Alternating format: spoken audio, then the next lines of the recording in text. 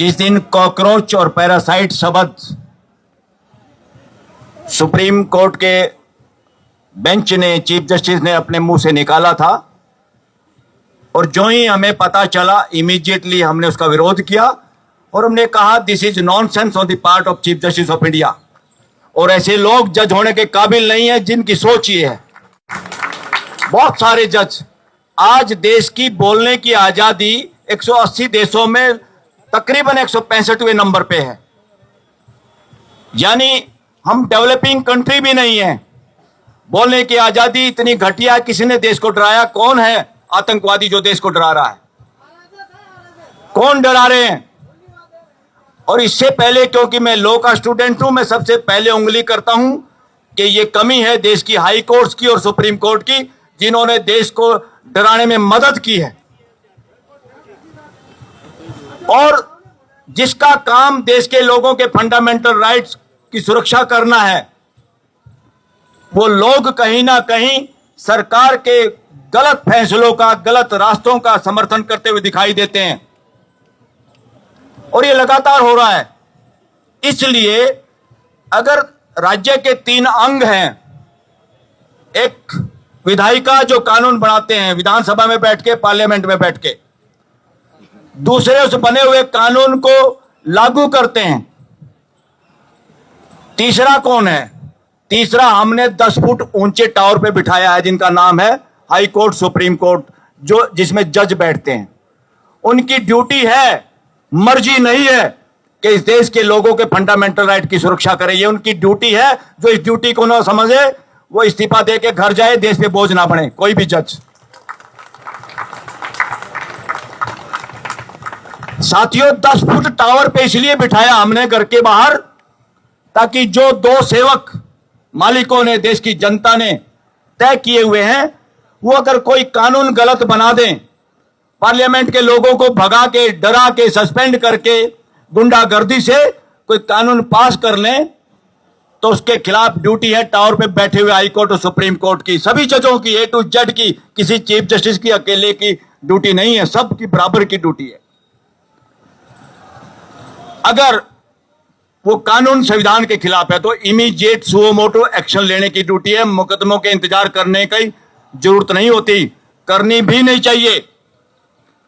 दूसरा, अगर अच्छा कोई कानून भी है, उसको इंप्लीमेंट करने में गड़बड़ है, तब भी सुप्रीम कोर्ट, हाई कोर्ट के जजों की ड्यूटी है कि उसको रोका जाए।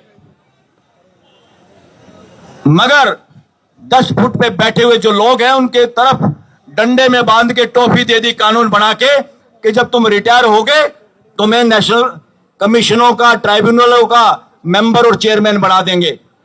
ये डेमोक्रेसी के खिलाफ है। ये सारे कानून भ्रष्टाचार की जड़ हैं। फिर उस इंतजार में बहुत सारे लोग, खुद बीजेपी में मंत्री रहे एक एडवोकेट जेटली ने, जो अब नहीं है, उन्होंने खुद कहा था कि जज रिटायरमेंट से पहले उस तरह के फैसले करते हैं जो उनको पोस्ट रिटायरमेंट के बाद नौकरी पे लगाने का जुगाड़ कर सकते हैं।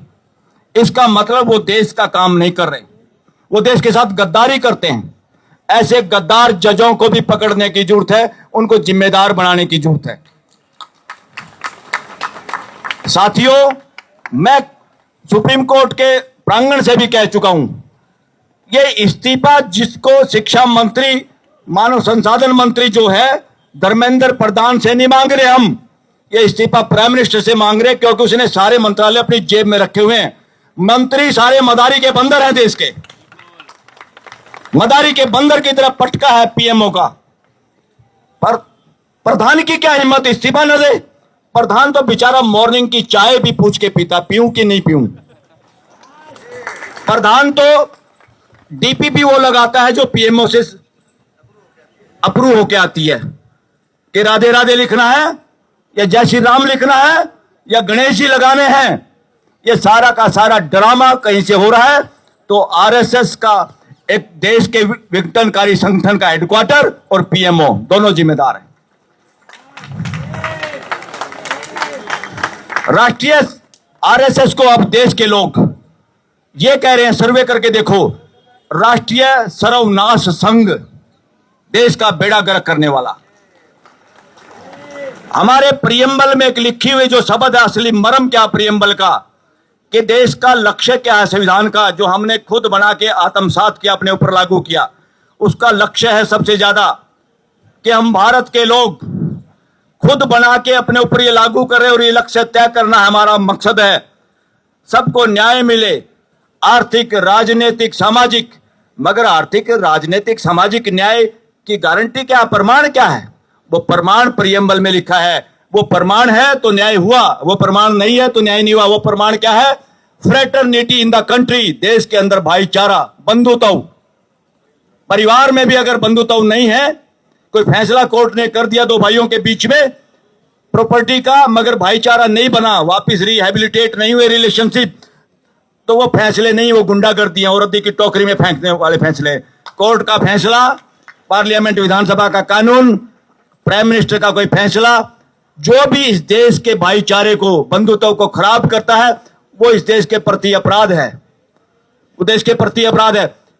देश लोकतंत्र है, यानी लोगों का तंत्र, जिसमें प्रायोरिटी, जिसके केंद्र में सिर्फ जनता है। जनता जनार्दन, आप लोग ही सुपर पार्लियामेंट हो, आप लोग ही सुपर चीफ जस्टिस हो, आप लोग ही सुपर प्राइम मिनिस्टर हो। ये बाकी तीन तो नकली हैं, फोटोकॉपी है आपकी। इसलिए प्राइम मिनिस्टर का पद एक है, मगर जो आदमी बिठा रखा है, इस वक्त पूरे देश में सर्वे करोगे तो बेशर्मी में उसने सारे रिकॉर्ड तोड़ दिए देश के हर प्राइम मिनिस्टर का। उसको पता नहीं क्या, वो 60, 20, 40 हजार करोड़ का जहाज लेके इधर उधर घूम रहा है छोटे छोटे देशों में, जहां पे एम्बेसडर किस खेत की मूड़ी है भाई, जहां वो काम कर सकते, किस लिए घूम रहा है ये? प्रेस का सामना नहीं कर पाई, ये लानत है, ये ब्लैक हिस्ट्री है इस देश की कि ऐसा प्राइम मिनिस्टर जिसे आप भी दबाव नहीं बना सके कि प्राइम मिनिस्टर यहां पे जवाब दे। मन की बात हमारे पैसे से चोरी से एक तरफा करता है, फ्रॉड कर रहा है देश के साथ। इससे बड़ा फ्रॉड प्राइम मिनिस्टर पद के साथ कभी नहीं हुआ। और साथियों, देश डराने का नाम है आतंकवाद। जो आपको बोलने से डर लग रहा है, मैं ये नहीं कह रहा अभी हुआ है, अभी बहुत ज्यादा हो गया। 165वां रैंक है आपका बोलने की आजादी में, पत्रकारों के चैनल बंद करने के चक्कर में।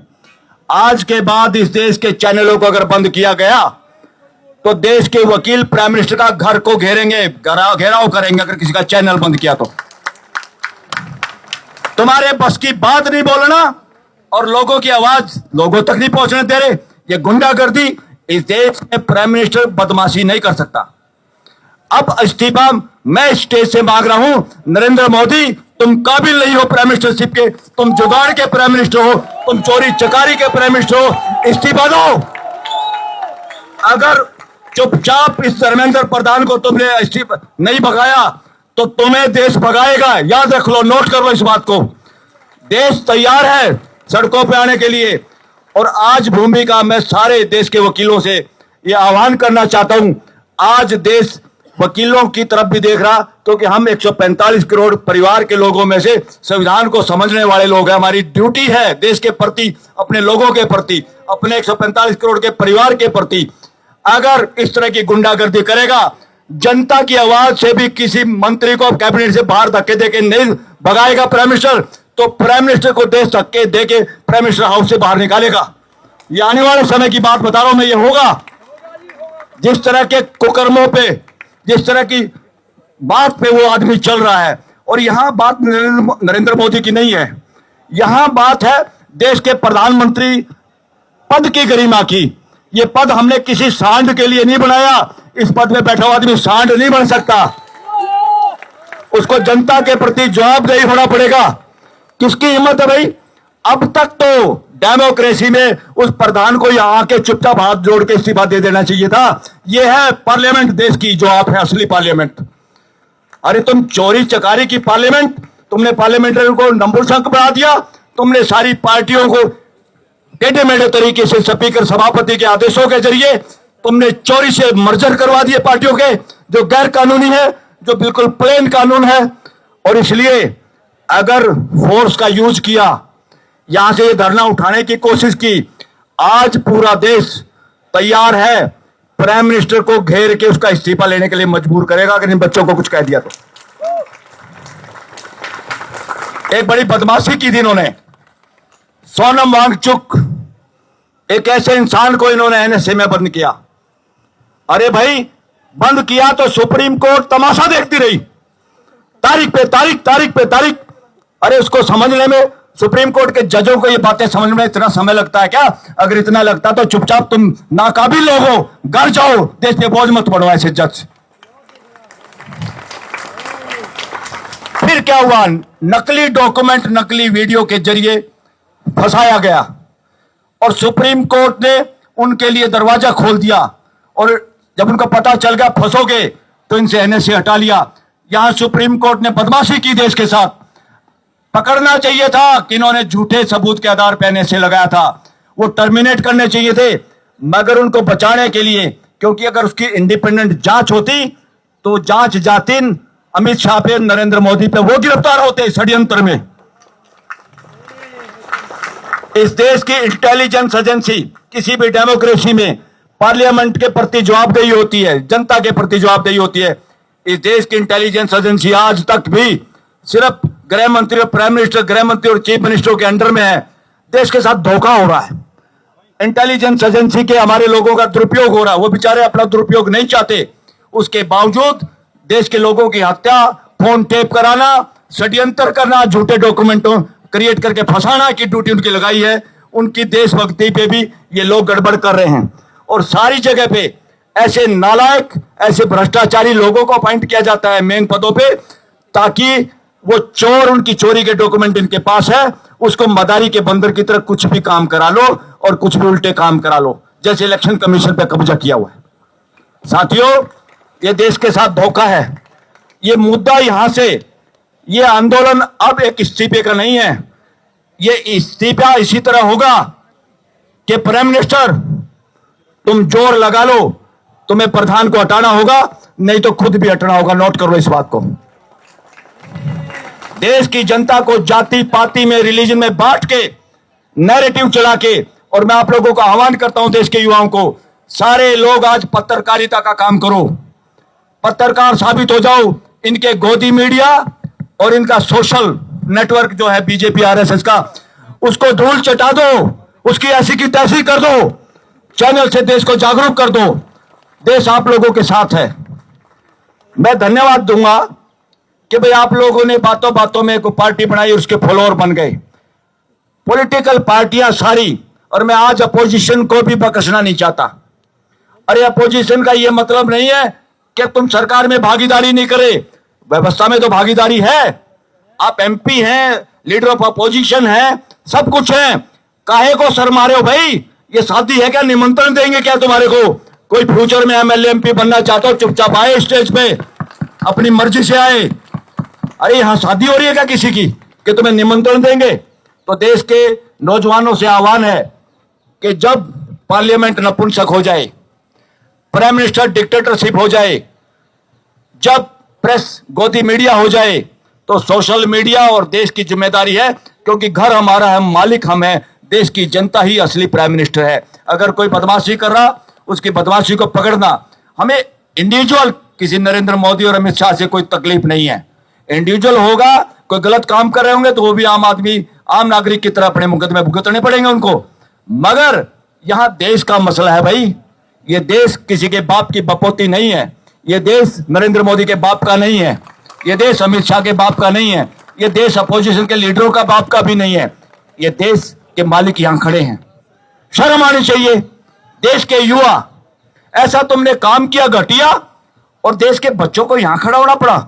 जो बच्चे इस देश की डेवलपमेंट में दिन रात काम कर सकते हैं, उनको आपने यहां खड़ा कर दिया। शर्म आनी चाहिए। संगीनों के सायों में, जेड सुरक्षा के साय में गुंडागर्दी कर रहे हो। तुम्हारे बाप की है कि जेड सिक्योरिटी? इस देश के लोग, इस देश के सिपाही, पैरामिलिट्री, मिलिट्री को भी फुद्दू बना रहे हैं लोग, मिसयूज कर रहे हैं, उनको चौकीदार की तरह अपना नौकर बना के रखे हुए हैं।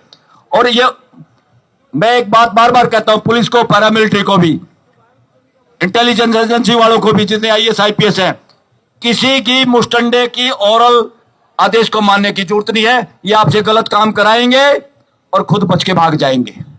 बिना लिखित आदेश के कोई हुक्म मत मानो किसी का भी। लोकतंत्र में मौखिक कुछ नहीं होता।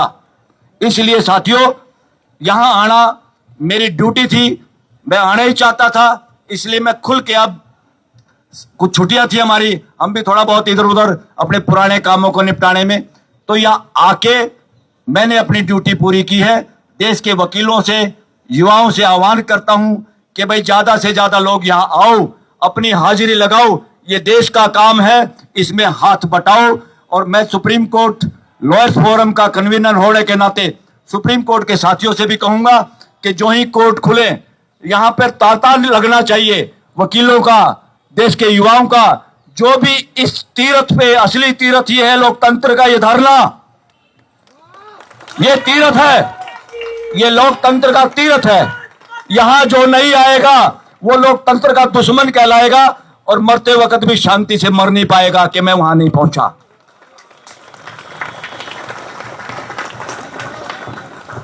यहां पर आम घरों के बच्चे, नेताओं के बच्चे नहीं, सारी पार्टियों में नेताओं ने, पुराने घिसे पिटे लोगों ने, ठग ठोरों ने कब्जा किया हुआ है। इसलिए 14 से लेके आज तक अपोजिशन के लोग भी बोल नहीं पाए, और आज भी बोलने से डर रहे, क्योंकि माल इकट्ठा कर रखा है, चोरी चकारी का माल इकट्ठा किए हुए बैठे हैं। तो अपोजिशन के लोगों से, लीडरों से भी एक गुजारिश है, सारे चोर चक्कों को पार्टियों से रफा दफा करो, देश के इन युवाओं से छांट छांट के उनके घर जाके पार्टियों में शामिल करो, और इनको फ्यूचर का विधानसभा और पार्लियामेंट में ऐसे लोग जाने चाहिए जो इस तीर्थ पे आए हैं आज। और देखना, आप लोगों में से जो इस तीर्थ पे आया है, उनमें से फ्यूचर में इस देश की विधानसभाओं को और पार्लियामेंट को संभालेंगे, ये मेरा विश्वास है, और मैं ये देख पा रहा हूं फ्यूचर में।